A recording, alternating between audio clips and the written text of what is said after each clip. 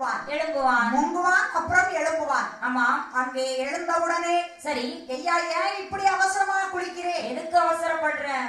சேலை முந்தியை பிடித்தாவது பதறாமல் குளித்து வா என்று மாய மோகினி பெண்ணானவள் முந்தியை வீசி எறிந்தாள். சரி.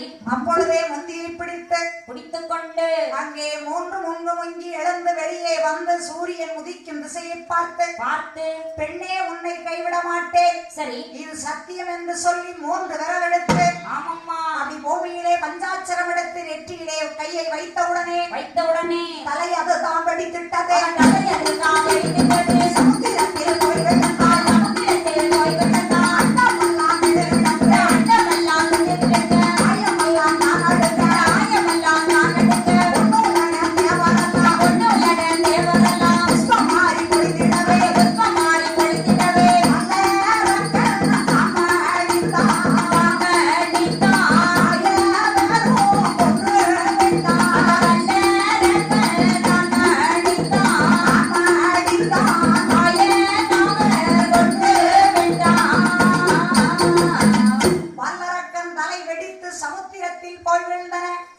அரக்கனை கொன்றுவிட்டு சந்தோஷ மகிழ்ச்சியோடு அங்கே வந்து கொண்டிருக்கின்றான்.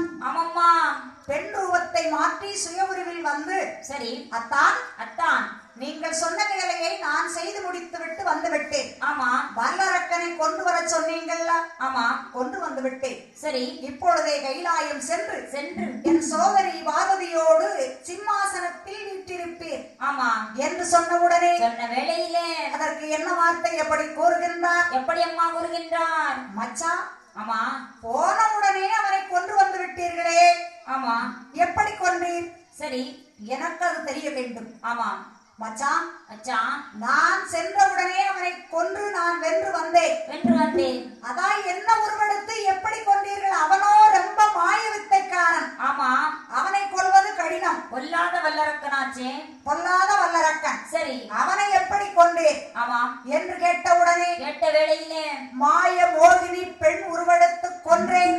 சரி அடப்பாவி மாய மோகினி பெண்ணா?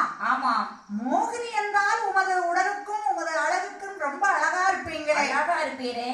எங்கே அந்த மோகினி உருவத்தை எடும் பார்க்கலாம். அட பித்தம் பிடித்த பேயனை. சீச்சி. எவ்வளவு சொல்லியும் கேட்கவில்லையே என்று சொல்லி என்ன வார்த்தை எப்படி கூறுகின்றார்? எப்படி அம்மா கூறுகின்றார்? சொன்னால் கேட்டால் தானே. பெண் உருவத்தை எடுக்க சொல்றேரே, கட்டாயப்படுத்துறேரே, அந்த உருவத்தை எடுத்தால் நீ சும்மாவா இருப்பேரு என்று சொன்ன உடனே நீர் பெண் உருவம் எடுத்தால் தான் சரி நான் கைலாயம் செல்வேன், இல்லை என்றால் நான் போக மாட்டேன், இங்கே இருப்பேன் என்று சொன்ன வேளையிலே அரை சொருவம் எடுத்து மாய மோகினி இளம் குமரி பெண் போல சரி அழகாய் நிற்கின்றார். அழகு தேவதையாய் நிற்பவரை கண்ட வேளையிலே பெண்ணே என்று சொல்லி பெருமாளை விரட்டி வாரா.